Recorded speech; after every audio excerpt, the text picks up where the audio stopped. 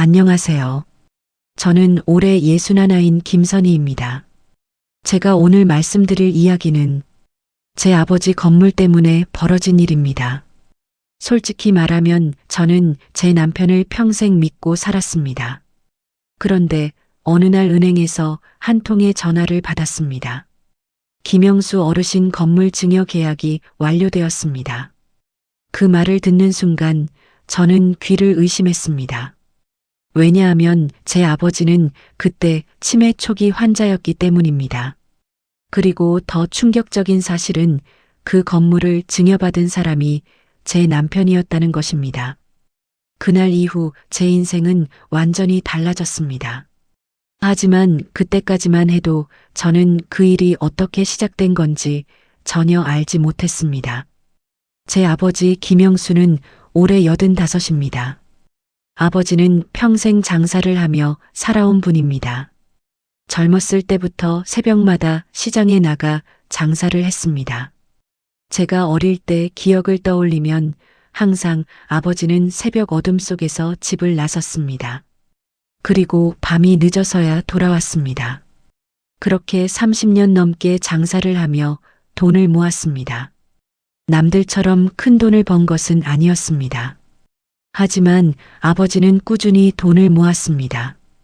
그리고 결국 작은 건물 하나를 마련했습니다. 아버지는 그 건물을 무척 아꼈습니다. 늘 같은 말을 하셨습니다. 선희야, 내 아버지, 이 건물은 내가 평생 장사해서 번 돈이다. 저는 웃으며 대답하곤 했습니다. 아버지, 그 말씀 100번도 더 하셨어요. 그래도 아버지는 또 그 말씀을 하셨습니다. 그 건물은 아버지 인생의 자부심 같은 것이었기 때문입니다. 하지만 5해 전 어머니가 먼저 세상을 떠났습니다. 그 이후로 아버지는 혼자 살게 되었습니다. 그래서 저는 아버지를 더 자주 찾아가기 시작했습니다. 먹을 것도 챙겨드리고 병원도 같이 다니고 집안일도 도와드렸습니다. 그런데 1년 전부터 아버지에게 조금 이상한 변화가 생기기 시작했습니다. 가끔 물건을 어디에 두었는지 기억을 못 하셨습니다. 같은 질문을 2번 하기도 했습니다. 처음에는 단순한 건망증이라고 생각했습니다. 하지만 병원에서 검사를 받은 뒤 의사는 이렇게 말했습니다. 치매 초기 증상이 있습니다. 그 말을 듣는 순간 저는 마음이 철렁 내려앉았습니다. 하지만 의사는 이렇게 말했습니다. 아직 초기입니다. 가족이 옆에서 잘 도와주면 일상생활은 가능합니다. 그래서 저는 아버지를 더 자주 찾아가기 시작했습니다. 요양보호사도 한 분 모셨습니다. 그런데 그때부터 제 남편 정우의 행동이 조금 달라지기 시작했습니다. 예전에는 아버지를 자주 찾아오지 않던 사람이었습니다. 명절이나 가족 모임 때나 가끔 얼굴을 보는 정도였습니다. 그런데 어느 날부터인가 남편이 이렇게 말하기 시작했습니다. 선희야, 왜요? 내가 장인어른 병원 좀 모시고 다닐게. 저는 조금 놀랐습니다. 괜찮겠어요? 남편은 웃으며 말했습니다. 가족인데 당연하지. 그 이후 남편은 아버지와 함께 다니는 일이 많아졌습니다. 병원도 같이 가고 은행도 같이 가고 가끔은 부동산에도 들렀습니다. 저는 그 모습을 보고 오히려 고마웠습니다. 여보, 응? 아버지 챙겨줘서 고마워요. 남편은 웃으며 말했습니다. 당연한 거지. 그때 저는 전혀 몰랐습니다. 남편이 아버지를 데리고 은행을 다니기 시작했던 그 시기부터 아버지 인생에서 가장 중요한 일이 조용히 시작되고 있었다는 것을요. 그리고 그 일은 몇 달 뒤 은행에서 걸려온 그 전화로 처음 모습을 드러내게 됩니다. 은행에서 전화를 받은 그날 이후로 저는 며칠 동안 잠을 제대로 이루지 못했습니다. 김영수 어르신 건물 증여 계약이 완료되었습니다. 그 말이 계속 머릿속에서 맴돌았습니다. 처음에는 은행에서 뭔가 착각했을 거라고 생각했습니다. 그래서 다음날 바로 은행으로 갔습니다. 창구 앞에 앉아 직원에게 조심스럽게 말했습니다. 저 김영수 이름으로 된 건물 관련해서 확인 좀 할 수 있을까요? 직원이 컴퓨터를 몇 번 두드리더니 고개를 들었습니다. 혹시 따님이세요? 네. 직원은 화면을 보며 말했습니다. 네, 몇 달 전에 증여 계약이 진행됐습니다. 수중이는 박정우로 되어 있습니다. 그 말을 듣는 순간 제 심장이 멈춘 것 같았습니다. 박정우요? 직원은 아무렇지 않게 말했습니다. 네. 사위분이라고 기록되어 있습니다. 저는 잠시 말을 하지 못했습니다. 아버지가 제 남편에게 건물을 준다는 이야기는 단 한 번도 들은 적이 없었기 때문입니다. 저는 떨리는 목소리로 물었습니다. 그날 아버지 상태는 어땠나요? 직원은 잠시 기억을 더듬는 듯 하다가 말했습니다. 솔직히 말씀드리면 조금 혼란스러워 보이셨습니다. 사위분이 대부분 설명을 하셨습니다. 그 말을 듣는 순간 제 등골이 서늘해졌습니다. 은행을 나와 차에 앉았지만 한동안 시동을 걸지 못했습니다. 남편 얼굴이 계속 떠올랐습니다. 그리고 그 순간 지난 1년 동안 있었던 일들이 하나씩 떠오르기 시작했습니다. 어느 날 아버지 집에 갔을 때였습니다. 거실에서 텔레비전을 보고 계시던 아버지가 저를 보며 말했습니다. 선이 왔냐? 네, 아버지. 아버지는 갑자기 이렇게 말했습니다. 정우가 나를 평생 돌봤다. 저는 웃으며 말했습니다. 아버지, 무슨 말씀이세요? 하지만 아버지는 고개를 끄덕였습니다. 그래. 정우가 나를 계속 모셨다. 저는 처음에는 치매 때문이라고 생각했습니다. 그래서 크게 신경 쓰지 않았습니다. 하지만 며칠 뒤 아버지가 또 같은 말을 했습니다. 선이야. 네, 아버지. 건물은 정우가 관리하고 있다. 그 말을 듣는 순간 제 마음이 조금 불안해졌습니다. 아버지, 그게 무슨 말씀이세요? 아버지는 아무렇지 않게 말했습니다. 정우가 은행도 같이 가지고 다 한다. 저는 잠시 말을 잇지 못했습니다. 아버지를 은행에 모시고 간 적은 거의 없었기 때문입니다. 며칠 뒤 저는 요양보호사 이정아 씨에게 조심스럽게 물었습니다. 정아 씨, 네, 선희님. 혹시 저희 신랑이 아버지 집에 자주 오나요? 요양보호사는 고개를 끄덕였습니다. 네, 꽤 자주 오세요. 저는 다시 물었습니다. 올 때마다 아버지랑 어디 나가기도 하나요? 요양보호사는 잠시 생각하다 말했습니다. 네, 은행도 몇 번 같이 가셨어요. 그 말을 듣는 순간 제 심장이 조금 빠르게 뛰기 시작했습니다. 그렇군요. 요양보호사는 잠시 망설이다 말을 이어갔습니다. 그리고요. 네. 사위분이 아버지한테 항상 같은 말씀을 하세요. 저는 고개를 들었습니다. 어떤 말이요? 요양보호사는 조심스럽게 말했습니다. 장인어른 기억 안 나세요? 제가 평생 모셨잖아요. 그 말을 듣는 순간 제 머릿속이 멍해졌습니다. 그 말을 자주 하나요? 요양보호사는 고개를 끄덕였습니다. 네, 거의 올 때마다요. 그리고 잠시 후 이렇게 덧붙였습니다. 건물 이야기도 자주 하세요. 장인어른 건물은 제가 관리해야죠. 이런 식으로요.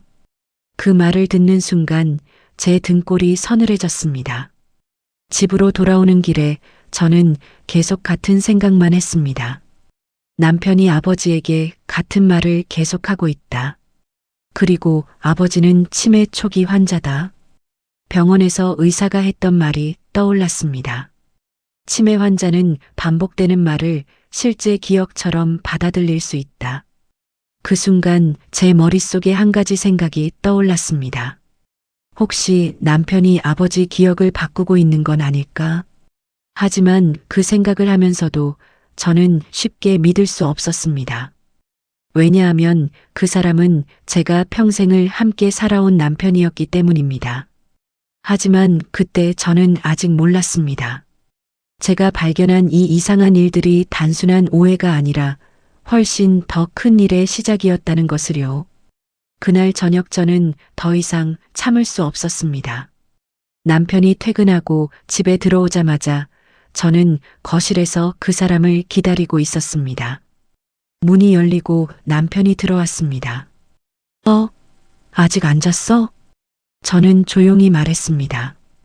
여보, 잠깐 이야기 좀 해요. 남편은 신발을 벗으며 말했습니다. 왜 그래? 아버지 건물 얘기요. 남편 손이 잠깐 멈췄습니다. 또 그 얘기야? 저는 남편을 똑바로 바라봤습니다. 은행에 다녀왔어요. 남편 표정이 조금 굳었습니다. 그래서 건물 증여 계약서 봤어요. 잠깐 침묵이 흘렀습니다. 남편은 아무렇지 않은 표정으로 말했습니다. 그래서 저는 목소리가 떨렸습니다. 여보, 그거 진짜예요? 남편이 소파에 앉으며 말했습니다. 뭐가? 아버지가 나한테 준 거 맞아. 저는 믿을 수 없다는 표정으로 말했습니다. 아버지가요? 그래. 직접 도장 찍었어. 은행에서도 확인했잖아. 저는 목소리가 조금 커졌습니다. 아버지가 치매 초기라는 거 알잖아요. 남편이 갑자기 짜증 섞인 목소리로 말했습니다. 그래서 치매면 아무것도 못해? 장인어른이 직접 결정한 거야. 저는 숨이 막히는 것 같았습니다. 아버지가 그런 판단을 할 상태가 아니잖아요. 남편이 비웃듯 말했습니다. 선이야, 세상 그렇게 순진하게 살지 마. 저는 눈을 크게 떴습니다. 뭐라고요? 남편은 소파에 기대며 말했습니다. 장인어른 나중에 어떻게 될지 모르잖아. 건물 누가 관리할 건데? 내가 관리하면 되는 거지. 저는 떨리는 목소리로 말했습니다. 그래서 증여 계약까지 한 거예요? 남편이 한숨을 쉬었습니다. 이미 끝난 일이야. 서류 다 처리됐어. 이제 와서 뭐 어쩌겠다는 거야. 그 말을 듣는 순간 제 머리가 멍해졌습니다. 저는 한동안 아무 말도 하지 못했습니다. 그리고 천천히 말했습니다. 정우 씨, 왜 아버지한테 이런 말 했어요? 남편이 눈을 좁혔습니다. 어떤 말? 장인어른 기억 안 나세요? 제가 평생 모셨잖아요.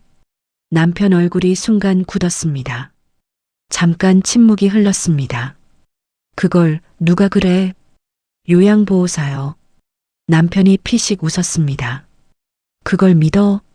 사람이 농담도 못해? 저는 더 이상 참을 수 없었습니다. 농담이요? 치매 환자한테 그런 말을 계속하는 게 농담이에요? 남편 목소리도 점점 커졌습니다.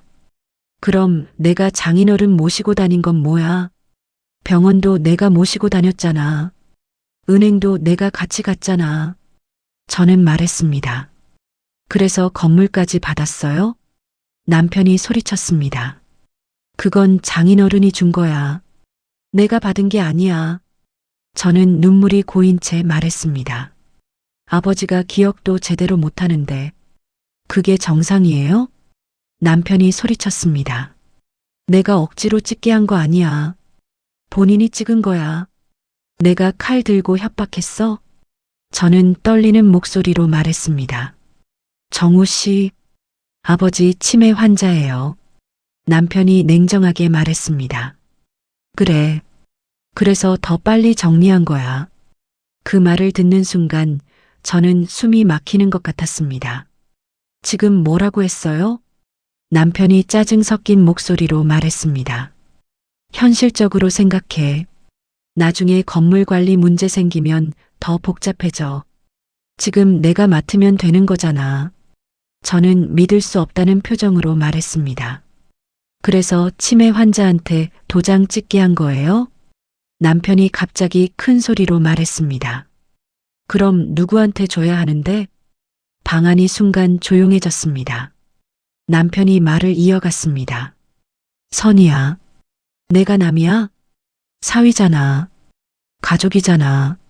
저는 눈물을 흘리며 말했습니다. 가족이요? 치매 환자 기억 바꿔서 건물 가져가는 게 가족이에요? 남편이 비웃듯 말했습니다. 기억을 바꿔? 증거 있어? 그 말에 저는 아무 말도 할 수 없었습니다. 잠깐 침묵이 흐른 뒤 남편이 말했습니다. 증거도 없으면서 괜히 난리치지 마. 이미 계약 끝났어. 법적으로도 끝난 일이야. 그 말을 듣는 순간 제 가슴이 무너지는 것 같았습니다. 하지만 그 순간 제 머릿속에 한 가지 생각이 떠올랐습니다. 남편이 말했습니다. 증거 있어? 저는 조용히 말했습니다. 정우 씨, 왜? 치매 환자가 한 계약. 무효가 될 수도 있어요. 남편 얼굴이 순간 굳었습니다. 저는 천천히 말했습니다. 그리고요. 만약 누군가가 치매 환자 기억을 이용했다면요. 남편 눈이 크게 흔들렸습니다. 저는 그 사람을 똑바로 바라보며 말했습니다. 그때는 이야기가 완전히 달라질 수도 있어요. 그 순간 저는 처음으로 확신했습니다. 제 남편이 정말로 아버지의 기억을 이용해 건물을 가져갔다는 것을요. 남편과 크게 다투고 난 그날 밤, 저는 거의 잠을 이루지 못했습니다. 거실에 앉아 있다가 창밖이 조금씩 밝아오는 것을 보고서야 겨우 시간이 흐른 것을 알았습니다. 머릿속에는 남편이 했던 말이 계속 맴돌았습니다. 이미 끝난 일이야. 서류 다 처리됐어. 그 말이 귀에서 떠나지 않았습니다. 하지만 저는 포기할 수 없었습니다.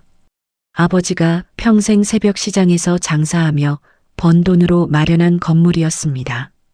그 건물은 단순한 재산이 아니라 아버지 인생 그 자체였습니다. 그래서 저는 다음 날 아침 바로 움직이기 시작했습니다. 먼저 병원을 찾아갔습니다. 아버지를 진료했던 신경과 의사를 다시 만나기 위해서였습니다. 진료실에 앉자 의사가 저를 알아보고 말했습니다. 따님이시죠? 네, 선생님. 저는 잠시 망설이다가 입을 열었습니다. 선생님, 하나 여쭤봐도 될까요? 말씀하세요. 저는 떨리는 목소리로 말했습니다. 치매 환자가 재산 계약을 하면 어떻게 되나요? 의사는 잠시 생각하더니 조심스럽게 말했습니다. 환자의 판단 능력이 충분하지 않은 상태라면 그 계약은 무효가 될 가능성이 있습니다. 저는 숨을 크게 들이켰습니다. 정말요? 의사는 고개를 끄덕였습니다.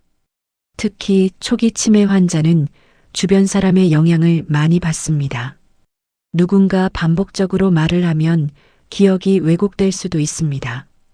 그 말을 듣는 순간 제 가슴이 쿵 하고 내려앉았습니다. 남편이 했던 말들이 떠올랐기 때문입니다. 장인어른 기억 안 나세요? 제가 평생 모셨잖아요.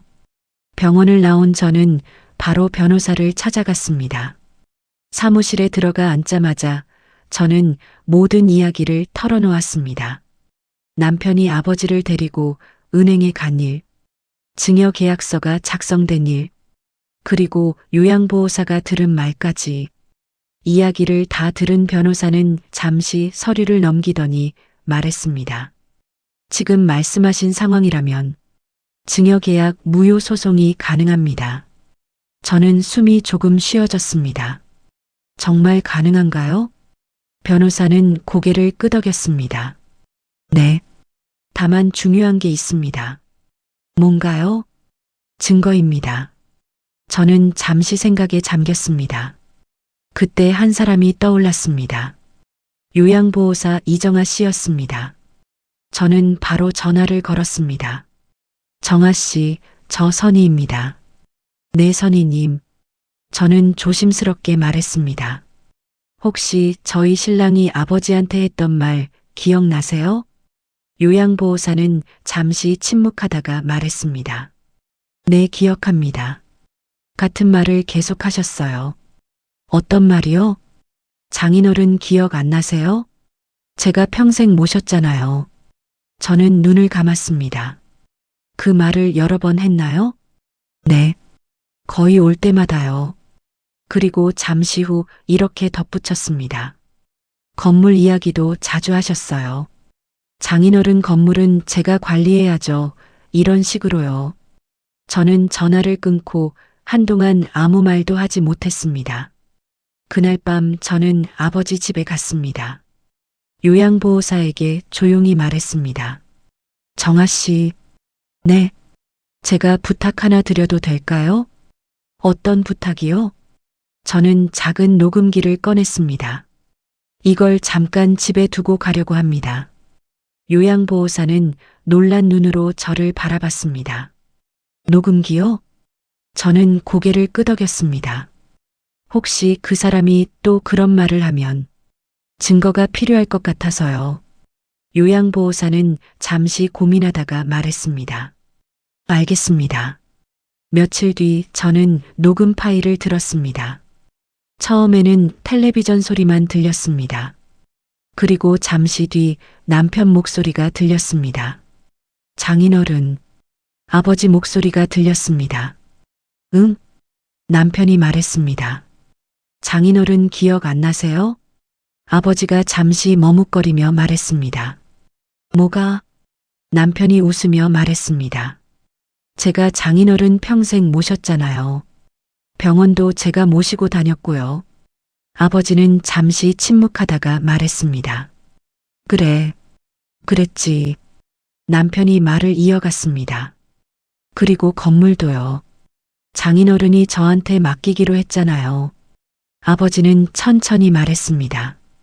그래, 내가 맡겼지. 그 말을 듣는 순간 제 손이 떨리기 시작했습니다. 녹음은 계속 이어졌습니다. 남편이 말했습니다. 선희는 이런 거 잘 몰라요. 건물 관리 같은 건 제가 해야죠. 아버지는 잠시 후 말했습니다. 그래, 내가 하는 게 맞겠다. 그 순간 저는 더 이상 녹음을 들을 수 없었습니다. 녹음기를 끄고 한동안 아무 말도 하지 못했습니다. 눈물이 계속 흘러내렸습니다. 하지만 그 녹음 파일을 듣는 순간 한 가지는 확실해졌습니다. 남편은 아버지를 설득한 것이 아니라 아버지 기억을 계속 바꾸고 있었습니다.